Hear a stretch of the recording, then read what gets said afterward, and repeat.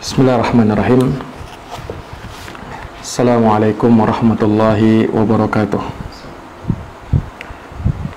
Innal hamdalillah nahmaduhu wa nasta'inuhu wa nastaghfiruh wa na'udzu billahi min shururi anfusina wa min sayyiati a'malina. May yahdihillahu fala mudilla lahu wa may yudlil fala hadiya lahu. Asyhadu an la ilaha illallah wahdahu la syarika lahu wa asyhadu anna Muhammadan abduhu wa rasuluh sallallahu alaihi wa ala alihi wa sahbihi wa man tabi'ahum bi ihsanin ila yaumiddin wa sallama tasliman katsira, amma ba'd. Ma'asyiral muslimin wal muslimat, al musyahidin wal musyahidat, para pemirsa, para pendengar yang dirahmati oleh Allah Subhanahu wa taala.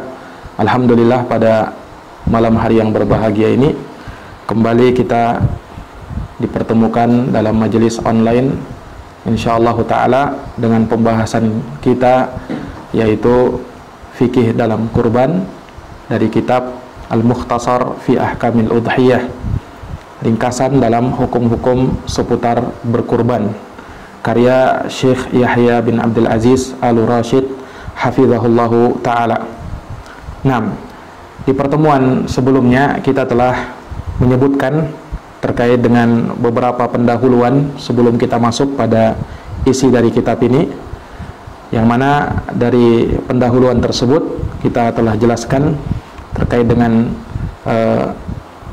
keutamaan yang Allah Subhanahu wa taala berikan kepada umat Islam, ya, berupa adanya musim-musim kebaikan, termasuk di dalamnya apa yang insyaallah ta'ala akan kita hadapi bersama, akan kita dapati bersama insyaallah dari keutamaan bulan Dzulhijjah serta beberapa amalan yang terkandung di dalamnya.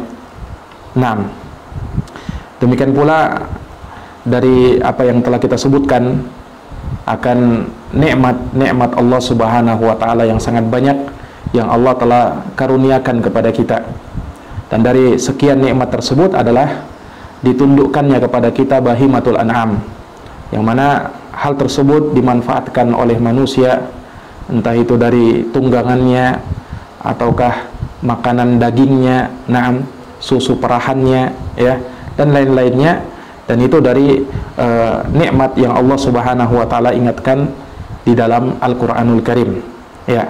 Maka tentu saja atas nikmat Allah Subhanahu wa taala kewajiban kita adalah mensyukuri segala nikmat tersebut, ya, mensyukuri segala nikmat yang Allah Subhanahu wa taala karuniakan kepada kita.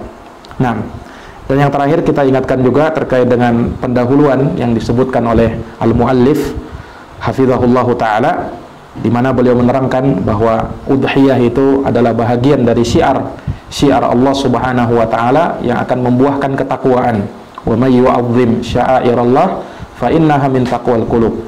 Siapa yang mengagungkan syiar-syiar Allah, maka itu dari ketakwaan yang ada di dalam hati.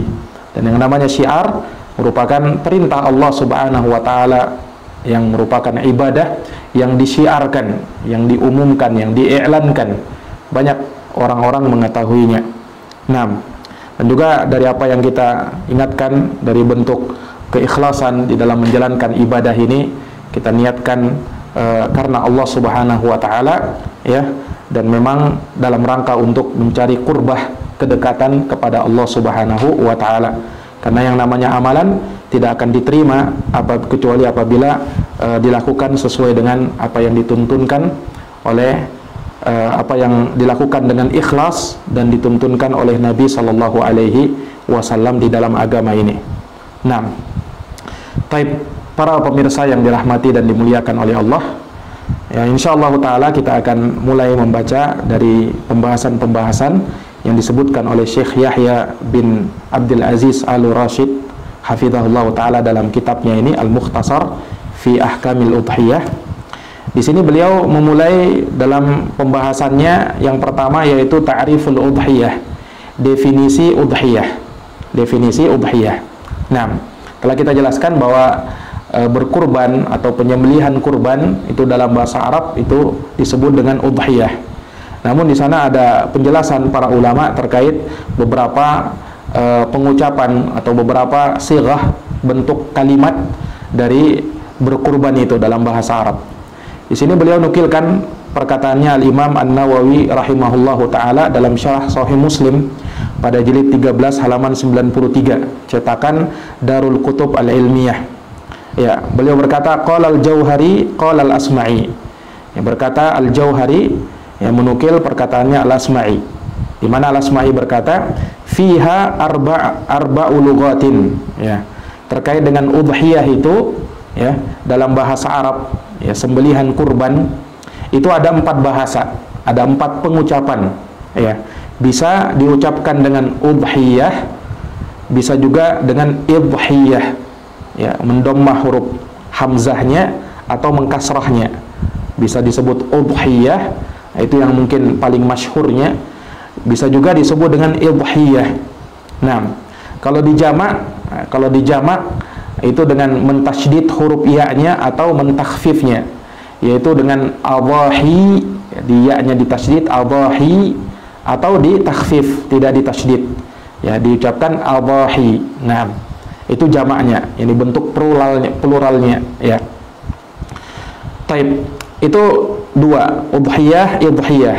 Nah, yang ketiga dhahiyah, disebut dengan dhahiyah, ya, dihilangkan huruf hamzahnya, kemudian huruf dotnya di fathah, dhahiyah, ya. Kalau dhahiyah bentuk jamaknya, bentuk pluralnya adalah dhahaya, ya, dhahaya. Nah, dan yang keempat bisa disebut adhah, ya, adhah, ya, dengan memfathah hamzahnya, dan jamaknya adalah adha, ya. Nah, seperti apa namanya artah, naam, jamaknya arta. Ini nama pohon, ya. Ya. Dan dari sana juga disebut perayaan hari raya Idul Adha atau Yaumul Adha. Itu dari kata adhah, jamaknya adha. Nah, taib. Nah, kenapa dinamakan seperti itu? Ya, waqila summiyat bidzalika li'annaha tuf'alu fid duha. Ya. Disebut dengan adha, ya, dijamak dari adhah sebab amalan ini, penyembelihan kurban itu dilakukan pada waktu duha. Nah, pada waktu duha, ya. Makanya dari perkara yang dimaklumi, ya, ketika seseorang menyembelih kurban itu dilakukan setelah sholat Id, dan itu masih waktu duha, masih waktu duha, ya. Nah, itu sesuai dengan penamaan udhiyah, ya, sesuai dengan penamaan udhiyah. Waktu duha yaitu irtifa'un nahar, ya, waktu di mana terangkatnya waktu siang, yakni matahari sudah mulai terangkat, ya. Baik.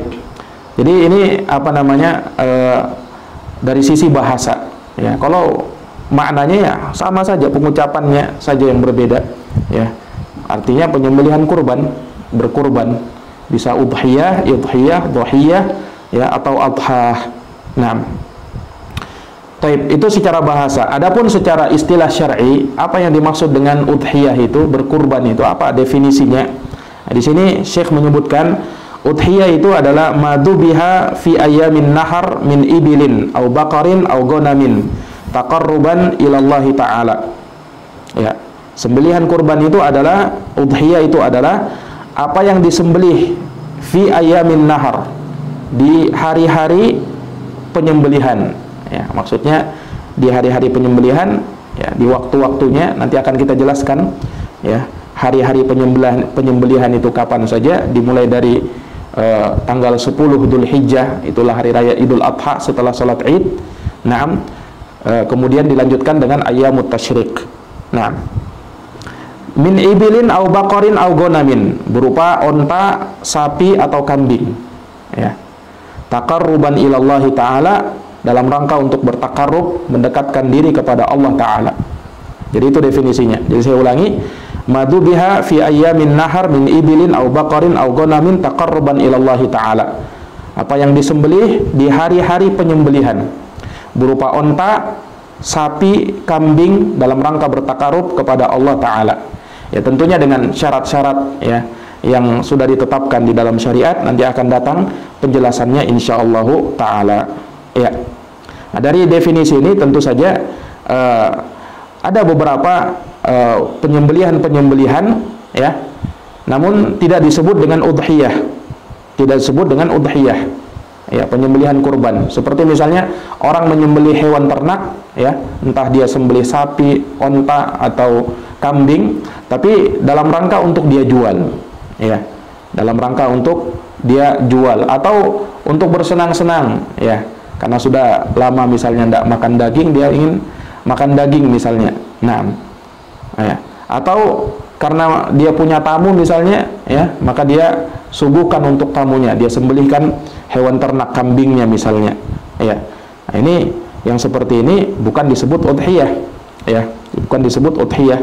Nah, demikian pula kalau misalnya dilakukan dengan niat bertakarrub kepada Allah Subhanahu wa Ta'ala, akan tetapi ya, dia melakukannya bukan di waktu-waktu penyembelihan kurban ya, bukan di hari penyembelihan kurban, bukan di bulannya ya, dan di hari-harinya. Nah, ini juga bukan dinamakan udhiyah, walaupun dalam rangka bertakarrub kepada Allah.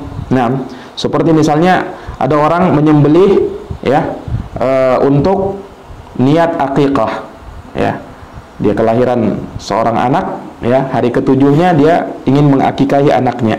Nah, ini apa namanya, itu disebut penyembelihan akikah, tidak sama dengan udhiyah ya. Walaupun nanti para ulama juga membahas terkait dengan apakah ketika menyembelih udhiyah itu sudah mencukupi penyembelihan akikah kalau misalnya bertepatan waktunya. Nah, itu juga dibahas oleh para ulama, dan insyaallah taala mungkin akan datang penjelasannya insyaallah taala. Nah, baik.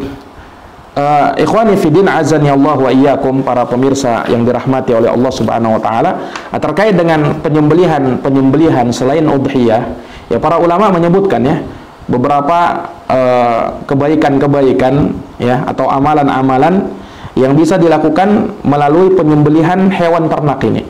Ya, ini sebagai faidah saja tambahan, tidak disebutkan di sini oleh muallif, tapi kita tambahkan ya. Dan itu tentu saja dari bentuk kesyukuran kita terhadap dimudahkan atau ditundukkannya kepada kita hewan-hewan ternak tersebut. Ya, ini kita menyembelihnya dalam rangka untuk mentaati Allah Subhanahu wa taala, beribadah kepada Allah Subhanahu wa taala. Ya, apa saja amal kebaikan yang kita bisa dapatkan dari penyembelihan hewan-hewan ternak? Ya, yang pertama kita bisa melakukan sembelihan udhiyah. Ya, inilah yang menjadi pembahasan kita. Ya, tapi bukan itu saja, ada juga hal-hal yang lain. Ada juga hal-hal yang lain. Imam Ibnul Qayyim secara umum menyebutkan di dalam kitabnya Zadul Ma'ad, ya, pada jilid 2 halaman 286, kata beliau, "Wadzabaih allati hiya qurbatun ilallahi wa ibadatun hiya thalathah."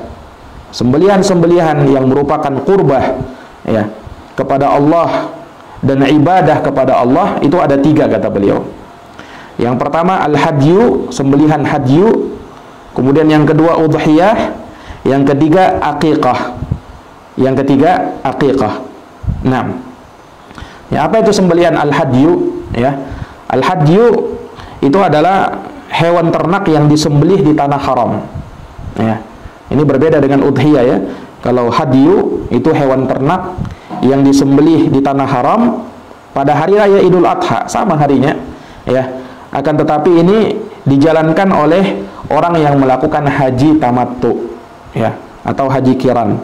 Nah, atau dia lakukan karena melakukan salah satu larangan nusuk ya, atau meninggalkan salah satu wajib nusuk. Nah, di saat melakukan ibadah haji atau ibadah umrah. Nah, ke sana ada sembelihan haji namanya. Nah, ini dijalankan oleh orang-orang yang melakukan ibadah haji atau ibadah umrah. Beda dengan udhiyah. Nah, ya, udhiyah dilakukan oleh orang-orang yang tidak melakukan ibadah haji atau ibadah umrah. Nah, ibadah haji atau ibadah umrah bebas ya dilakukan. Nah, di mana saja. Nah, kalau haji itu mesti di tanah haram. Jelas ya? Nah, kalau udhiyah sudah berlalu tadi definisinya, kita jelaskan. Adapun akikah, nah, tentunya dimaklumi, akikah itu adalah kambing yang disembelih sebagai bentuk syukur kepada Allah Subhanahu wa taala karena kelahiran seorang anak. Baik itu anak laki-laki atau anak perempuan. Nah, jadi kalau kita lihat apa yang disebut oleh Imam Ibnu Qayyim ada 3. Yang pertama sembelihan hadyu. Nah, ini disebut di dalam Al-Qur'an ya. Seperti dalam surat Al-Baqarah ayat 196, Allah berfirman, "Faman tamatta'a bil umrati ilal haji famastaysara minal haji." Ya. Maka barang siapa yang melakukan haji tamattu dengan umrah dulu sebelum haji, karena kalau haji tamattu seperti itu. Nah, maka dia hendaknya menyembelih sembelihan hadyu ya dari hewan yang mudah untuk dia dapat. Nah, ini di sini Allah sebutkan sembelihan hadyu ya, sembelihan hadyu. Adapun sembelihan udhiyah dalilnya sangat banyak, nanti akan kita terangkan insyaallah taala. Baik, kalau akikah, kalau sembelihan akikah ini disebut dalam sejumlah hadis ya, diantaranya dalam hadis riwayat Imam Abu Dawud, At-Tirmidzi dan selainnya, dan hadisnya sahih, para ulama mensahihkannya, Syekh Al-Albani mensahihkannya. Rasulullah sallallahu alaihi wasallam bersabda, "Kullu mauludin rahinatun bi aqiqatih." Ya, setiap anak itu tergadaikan ya, atau disebut murtahanun ya, tergadaikan oleh akikahnya ya, disembelihkan untuknya hewan untuk akikah. Anak laki-laki 2 ekor kambing, anak perempuan 1 ekor kambing seperti yang dimaklumi. Nah, taib, itu sembelihan akikah. Nah, kemudian ada sembelihan yang lain ya, seperti fidyah ya, fidyah. Nah, fidyah ini ya seperti misalnya orang yang sakit atau ada gangguan di kepalanya lalu dia menggundul ya kepalanya, padahal ketika itu dia melakukan ihram ya dalam haji atau umrah, maka disebut di dalam Al-Qur'an ya, faman kana minkum maridhan aw bihi adan min ra'sihi ya fa fidyatun min siyamin aw shadaqatin aw nusuk. Kata Allah, barang siapa di antara kalian yang sakit atau ada gangguan di kepalanya, maka dia bayar fidyah. Fidyahnya ada 3 pilihan: berpuasa, bersedekah, atau menyembelih. Nah, menunjukkan ada sembelihan fidyah. Nah, baik. Kemudian ada sembelihan walimah. Ya, ada sembelihan walimah. Ini walimatul urs. Ya, sembelihan karena melakukan acara pernikahan. Ya, kadang menyembelih juga. Ya kan? Kata Nabi SAW, "Aulim walau bisyatin." Ya, lakukanlah walimah walaupun dengan seekor kambing. Ya, dalam hadis riwayat Imam Al-Bukhari dan Imam Muslim. Taib. Kemudian ada juga sembelihan karena ingin bersodakoh. Karena ingin bersodakoh. Nah, ya. Ini dijelaskan dalam hadis Aisyah radhiyallahu anha riwayat Imam Tirmidzi dengan sanad yang sahih, bahwa tatkala Nabi SAW diberikan kepada beliau seekor kambing untuk disembelih, maka Nabi SAW ketika memerintahkan untuk membagi-bagikan hewan sembelihan tersebut, dagingnya kepada para sahabatnya, maka Nabi bertanya kepada Aisyah, "Ma baqiya minha?" Apa yang tersisa wahai Aisyah? Qalat, "Ma baqiya minha illa katifiha." Tidak ada yang tersisa kecuali bagian pahanya ya Rasulullah. Kata Nabi, "Baqiya kulluha ghairu katifiha." Semuanya tersisa kecuali pahanya. Nah, di sini Nabi menyembelih kambing ini dengan niat untuk bersedekah. Dengan niat untuk bersedekah. Nah, kemudian sembelihan berikutnya, sembelihan karena nadar. Sembelihan karena nadar lillahi ta'ala, ya. Nadar untuk Allah Subhanahu wa taala, ya. Ini juga ada dalil akan hal tersebut seperti dalam hadis Thabit ibnu Dhahhak radhiyallahu anhu, ya, diriwayatkan oleh Imam Abu Dawud dengan sanad yang sahih. Nah, disebutkan bahwa ada seorang laki-laki yang bernadar di masa Nabi SAW untuk menyembelih seekor onta di Buanah, suatu tempat, nama tempat di sana, Buanah namanya. Maka ia pun datang kepada Nabi SAW lalu berkata, inni nadartu an anhara ibilan di Buanah.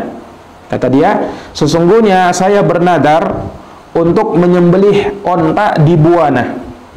Maka Nabi bersabda, hal kana fiha wathanun min awthanil jahiliyah yu'bad? Apakah di sana ada berhala, patung dari patung-patung orang jahiliyah yang disembah? Qalu la. Ya. Yang menjawab tidak ada. Hal kana fiha 'idun min a'yadihim? Nabi bersabda, bertanya lagi, apakah ada perayaan dari perayaan-perayaan mereka? Qalu la. Ya, mereka berkata tidak ada. Qala Rasulullah SAW, maka Rasulullah bersabda, aufi binadrik, penuhilah nadarmu, fa innahu la wafa'a li nadrin fi ma'siyatillah, karena sesungguhnya tidak ada pemenuhan terhadap nadar kalau dalam rangka bermaksiat kepada Allah. Wala fi ma la yamliku ibnu Adam, dan tidak pula memenuhi nadar pada sesuatu yang tidak dimiliki oleh anak cucu Adam. Nah, ini menunjukkan ada namanya sembelihan karena bernadar. Seorang misalnya bernadar, nadar itu dimaklum ya, dia bernadar mewajibkan atas dirinya sesuatu padahal itu tidak wajib. Tapi ketika dia ucapkan, ya wajib atas saya melakukan ini, misalnya menyembelih ini kalau begini dan begini, ya, atau nadar betul-betul lillahi ta'ala tidak ada imbalannya. Nah, maka yang seperti ini dari hal yang sah di dalam agama dan dilakukan. Nah, sembelihan nadar. Nah, kemudian ada juga sembelihan karena ingin memuliakan tamu, ya. Nah, ini masuk dalam keumuman hadis, man kana yu'minu billahi wal yawmil akhir falyukrim dhaifahu. Barang siapa yang beriman kepada Allah dan hari akhir, maka hendaknya dia memuliakan tamunya. Hendaknya dia memuliakan tamunya. Nah, ini para pemirsa yang dirahmati oleh Allah Subhanahu wa taala, dari sembelihan-sembelihan atau amalan-amalan, ya, yang kita bisa lakukan, ya, dari hewan ternak ini ketika menyembelihnya, selain pembahasan udhiyah. Nah, itu sebagai mimbab faidah saja, dan pembahasan kita di sini tertuju khusus pada pembahasan sembelihan udhiyah, yaitu sembelihan kurban. Ya, telah kita jelaskan tadi definisinya, yaitu sembelihan apa yang disembelih dari hewan ternak, naam, di hari-hari penyembelihan, baik berupa onta, sapi atau kambing, dalam rangka bertakarub kepada Allah, ya, sesuai dengan syarat-syarat yang telah ditentukan di dalam syariat. Ya. Apa dalil-dalilnya? Ya, dalil-dalil disyariatkannya udhiyah ini, ya, tentunya ini adalah ibadah kepada Allah, dan setiap ibadah itu mesti ada dalilnya. Nah, di sini kata al-muallif rahimahullahu taala, hafizahullahu taala, al-aslu fi masyru'iyatil udhiyah al-kitab was sunnah wal ijma'. Nah, sini beliau menukil ucapannya Imam Ibnu Qudamah rahimahullah dalam Asy-Syarhul Kabir. Kata beliau, yang menjadi dasar dalam pensyariatan udhiyah adalah Al-Quran, sunnah, dan ijma' ulama. Jadi lengkap pendalilannya, Quran, sunnah, dan ijma' ulama. Ya. Adapun dari Al-Quran, firman Allah Ta'ala dalam surat Al-Hajj ayat 36. Ya. Allah berfirman, wal budna ja'alnaha lakum min sya'airillah lakum fiha khair falquru smallahi 'alaiha sawaf. Ya. Kata Allah, dan onta-onta itu kami jadikan ia untuk kalian bahagian dari syiar-syiar Allah. Lakum fiha khair, kalian mendapatkan kebaikan, ya, di dalamnya. Fadhkuru smallahi 'alaiha sawafa. Ya. Dan kalian maka sebutlah nama Allah ketika ingin menyembelihnya, ya, dalam keadaan berdiri. Ya, ini karena onta, ya, karena onta itu ketika ingin menyembelihnya, ya, itu dengan posisi dia berdiri. Makanya dikatakan pada ayat setelahnya, fa idza wajabat junubuha, kalau dia sudah rebah, ya, karena dia ditusuk di bagian naharnya. Nah, kalau dia sudah rebah, ya, sudah mati karena sembelihan tersebut, fakulu minha, maka makanlah dari dagingnya, wa at'imul qani'a wal mu'tar, dan berikanlah dan beri makanlah kepada al-qani'. Al-qani' yaitu orang-orang yang mencukupkan diri, dari kata qana'ah, ya, tidak meminta-minta, wal mu'tar, yang sebaliknya, orang yang memintanya.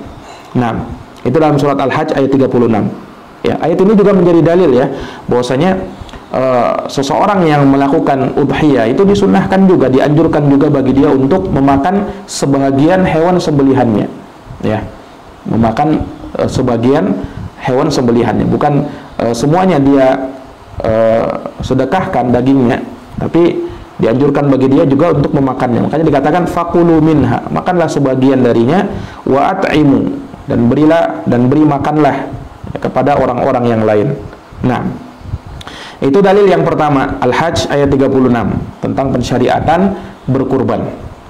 Taib, dalil yang kedua dalam Al-Quran, yaitu ayat yang dimaklumi dalam surat Al-Kautsar ayat kedua, fasolli li rabbika wanhar, dan tegakkanlah solat karena Rabb kamu, wanhar, dan sembelilah kurban, sembelilah kurban.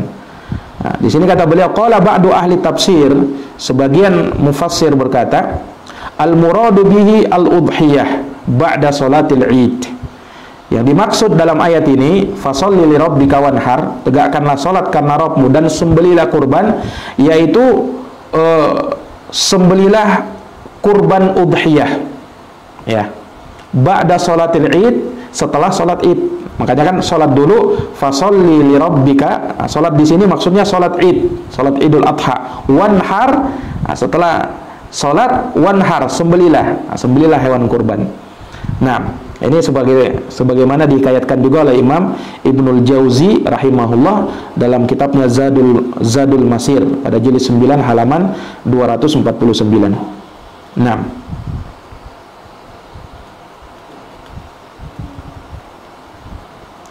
taib, ikhwani fiddin, para pemirsa yang dirahmati oleh Allah Subhanahu wa taala, ya. Kemudian dalil yang lain, ini dalil yang ketiga, ya, terkait dengan penyembelihan kurban ini dalam Al-Qur'an, ya, yaitu firman Allah taala dalam surat Al-Hajj ayat 67, ya, likulli ummatin ja'alna mansakan hum nasikuhu, bagi setiap umat kami jadikan mansakan, ya, suatu syariat, hum nasikuhu, mereka melakukan syariat tersebut. Apa maksudnya syariat di sini? Nah, di sini kata Imam Ibnu Jarir At-Tabari rahimahullah dalam kitabnya Jami'ul Bayan fi Ta'wili Ayatil Quran pada jilid 18 halaman 527, yaqulu ta'ala dzikruhu, ya, Allah taala berfirman di sini, walikulli ummatin, bagi setiap umat, ay walikulli jama'atin salaf fikum min ahlil iman billahi ayyuhan nas, yakni bagi setiap jamaah salaf, ya, yang terdahulu, ya, pada kalian dari kalangan ahlul iman, orang-orang yang beriman kepada Allah, wahai sekalian manusia, kami telah jadikan zabahan, ya, sembelihan kurban, yang mana mereka mengalirkan darahnya dengan hal tersebut, ya, yuharikuna bidamahu, yuhrikuna damahu. Nah, ini menunjukkan bahwasanya itu adalah penyembelihan kurban pada surat Al-Hajj ayat 60, Al-Hajj ayat 67. Baik, dalil yang keempat, ayat dalam surat Al-An'am 162. Al-An'am 162. Allah berfirman, "Qul inna salati wa nusuki wa mahyaya wa mamati lillahi rabbil alamin." Katakanlah, sesungguhnya salatku, wa nusuki, dan sembelihanku. Nah, ini. Wa mahyaya wa mamati, hidup dan matiku, lillahi rabbil alamin, adalah untuk Allah semesta, Rabb semesta alam. Taib, kata Imam Asy-Shinqiti rahimahullah dalam kitabnya Adwaul Bayan pada jilid 1 halaman 549, qala ba'dul ulama al-muradu bin nusuk huna an-nahru. Kata Asy-Shinqiti, sebagian ulama mengatakan bahwa yang dimaksud dengan an-nusuk dalam ayat di sini adalah an-nahar, menyembelihan kurban, ya. Taib, itu 4 dalil yang beliau sebutkan di dalam Al-Qur'an, Ya, Al-Hajj ayat 36, Al-Kautsar ayat 2, Al-Hajj ayat 67 dan Al-An'am ayat 162. Adapun dalil dari sunnah tentang syariat berkurban, ini sangat banyak ya. Naam, sini beliau sebutkan ada sekitar 6 dalil ya. Dalil yang pertama, hadis Anas bin Malik radhiyallahu taala anhu, beliau berkata, "Duhan Nabi sallallahu alaihi wasallam bi kabsyaini amlahaini aqranaini dzabahahuma bi yadihi wa samma wa kabbara wa wada'a rijlahu ala sifahihima." Ya, dalam hadis riwayat Bukhari Muslim, Nabi sallallahu alaihi wasallam menyembelih hewan kurban ya, bi kabsyaini, yaitu dengan kambing kibas, dengan kambing jantan, amlahaini, yang amlah. Amlah itu kata Imam Ibnu Qudamah rahimahullah dalam Al-Mughni ya, beliau menyebutkan perkataannya Imam Al-Kisai ya, dan juga apa namanya, beliau sebutkan perkataannya Imam Ibnu Al-Arabi ya, yang namanya amlah itu yaitu kambing yang berbulu warna putih dan hitam, akan tetapi warna putihnya lebih dominan daripada warna hitamnya ya. Kalau Ibnu Al-Arabi menyebutkan ya, bahwasanya amlah itu ini kambing yang sangat nadhif, yakni putih bersih ya, bersih dan putih. Nah ya, itu namanya amlah. Jadi kalau berkurban, kalau lihat kambingnya ya, jenis kambing yang seperti sangat bagus, karena Nabi SAW berkurban dengan hal tersebut ya, kambing yang berwarna putih, ada kehitam-hitamannya sedikit. Nah, aqranain yang bertanduk, dzabahahuma biyadih, Nabi menyembelihnya dengan tangannya sendiri. Wasamma wa kabbara, beliau baca bismillah dan bertakbir Allahu Akbar. Wa wada'a rijlahu ala sifahihima, dan beliau meletakkan kakinya di atas tulang rusuknya ya, di atas pangkal lehernya. Jadi ketika menyembelih kurban itu gayanya seperti itu, kaki itu diletakkan di pangkal leher atau di tulang rusuk sembelihan kita. Jadi kita injak dia ya pakai kaki kita sebagai bentuk penahanan. Nah, baru kita gesekkan pisau kita atau pedang kita atau parang kita ke leher dari hewan kurban tersebut. Nah, ini hadis diriwayatkan oleh Imam Al-Bukhari dan Imam Muslim. Nah, terkait dengan hadis ini, Al-Hafidz Ibnu Hajar ya menyebutkan dalam kitabnya Fathul Bari pada juz 10 halaman 10 ya, qaulu Anas, ucapannya Anas bin Malik, annahu kana yudhahi bi kabsyain lil ittiba wa fiha aidan isy'ar bil mudawama ala dzalik ya. Nabi SAW melakukan sembelihan kurban dengan kambing ya, lil ittiba ya. Ini dalam rangka untuk ittiba kepada Nabi sallallahu alaihi wasallam. Dan juga di sini ada apa namanya, mengisyaratkan mudawamah akan hal tersebut. Terus menerusnya beliau melakukan hal tersebut. Nah, ya, kemudian juga beliau berkata dalam kitabnya Fathul Bari ya, seorang kalau menyembelih hewan kurban, mandzabaha wahidah ajza'at anhu, itu sudah sah kalau dia sembelih 1 ekor kambing. Wa man zada fahuwa khair, kalau dia tambahkan itu tentu lebih baik. Wal afdal al ittiba fil udhiyah bi kabsyain, tapi tentu yang lebih afdal adalah mengikuti apa yang dilakukan oleh Nabi, berudhiyah dengan 2 ekor kambing ya, tentunya apa namanya, bagi siapa yang mampu dan punya keluasan akan hal tersebut. Wallahu ta'ala alam bisawab. Baik, itu dalil yang pertama.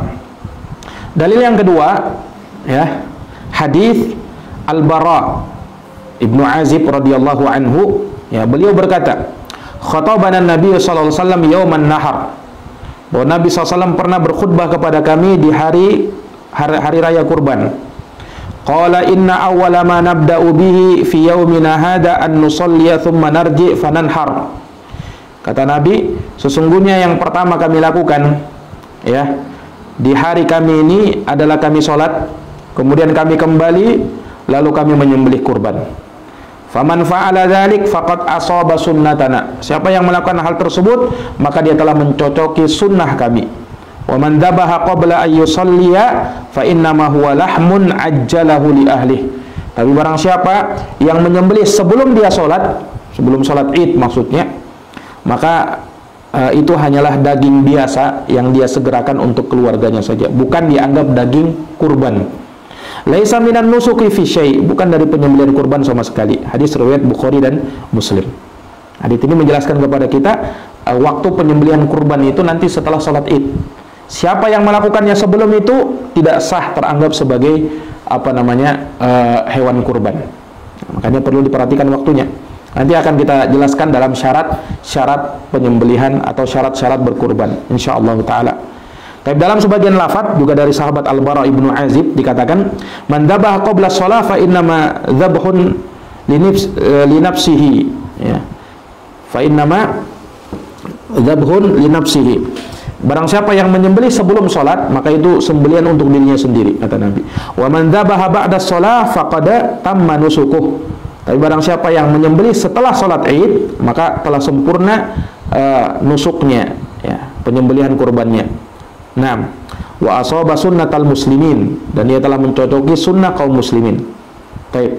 Semisal dengan itu juga hadis Jundub Al-Bajali, ya, bahwa ketika beliau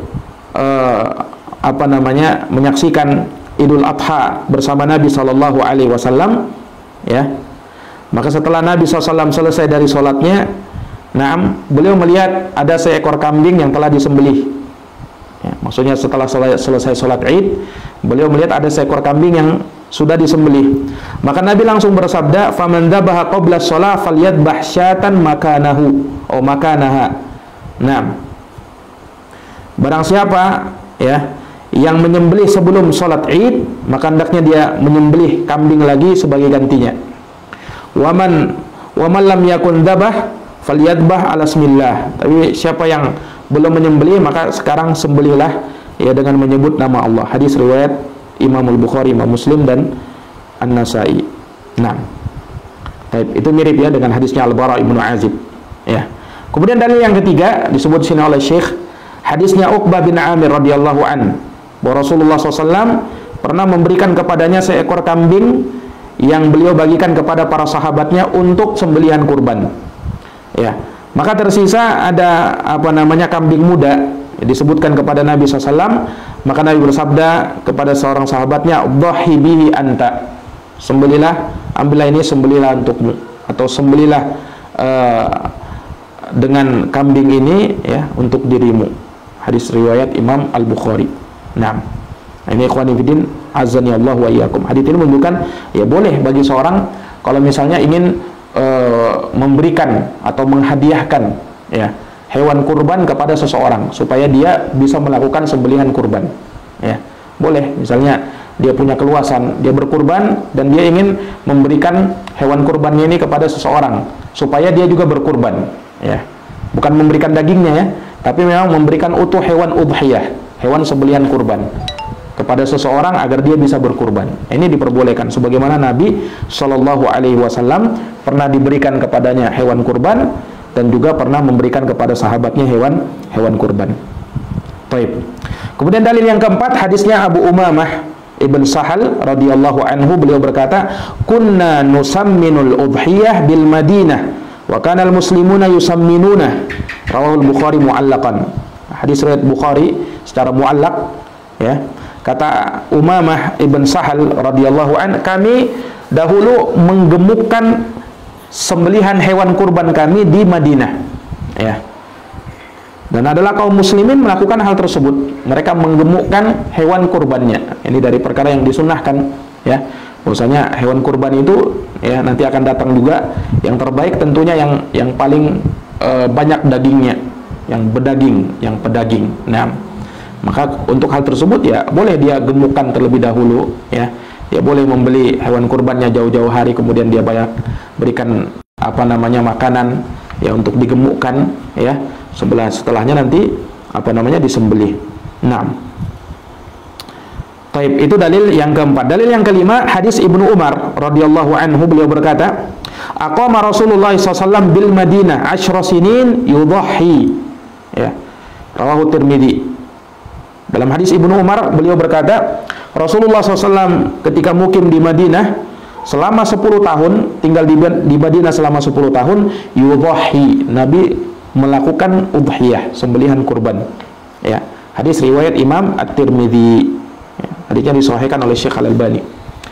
Yang terakhir hadis Ummu Salamah radhiyallahu anha. Anna Nabiy sallallahu alaihi wasallam qala idza dakhalatil ashru wa arada ahadukum ay yudhi fala yamassa min sya'rihi wa basharihi syai'an. Rawahu Muslim. Dalam riwayat Muslim kata Ummu Salamah, Nabi bersabda, apabila kalian memasuki apabila telah masuk 10 hari pertama bulan Dzulhijjah, mulai dari tanggal 1 Dzulhijjah, dan salah seorang dari kalian ingin berudhiyah, ingin menyembelih kurban, maka jangan dia menyentuh rambut atau kukunya atau kulitnya sedikit pun juga. Hadis riwayat Muslim. Ya. Ini hadis ini memberikan pelajaran kepada kita bahwa kalau orang mau menyembelih kurban ada hukum-hukumnya. Dan nanti insya Allah akan kita bahas ya terkait dengan hukum orang yang menyembelih kurban itu, khususnya ketika sudah masuk 10 hari pertama bulan Dzulhijjah. Mulai dari tanggal 1-nya dia sudah tidak boleh potong kuku, tidak boleh potong rambut, tidak boleh dia kupas kulitnya ya, dan seterusnya. Nah, ini akan kita bahas insyaallah taala. Tapi di sini hanya penyebutan dalil saja, dalil akan disyariatkannya penyembelihan kurban. 6 dalil yang beliau sebutkan. Nah, masih banyak lagi dalil-dalil yang lain ya. Naam, insyaallah taala akan lewat juga bersama kita. Baik, itu dalil dari sunnah. Adapun ijma ulama ya, maka para ulama berijma akan disyariatkannya sembelihan kurban, dan ini dihikayatkan oleh banyak para ulama, di antaranya oleh Imam Ibnu Qudamah dalam kitabnya Al-Mughni pada jilid 11 halaman 95. Dan kata Al-Hafidz Ibnu Hajar dalam Fathul Bari pada jilid 10 halaman 3 cetakan Al-Ma'darul Ma'rifah, wala khilafa fi kauniha min syara'i'id din. Kata Ibnu Hajar, tidak ada khilaf para ulama, tidak ada perselisihan bahwasanya kurban, menyembelih kurban itu adalah syariat agama, syariat Islam. Jelas ini? Nah, ini wallahu taala alam bisawab. Baik. Jam.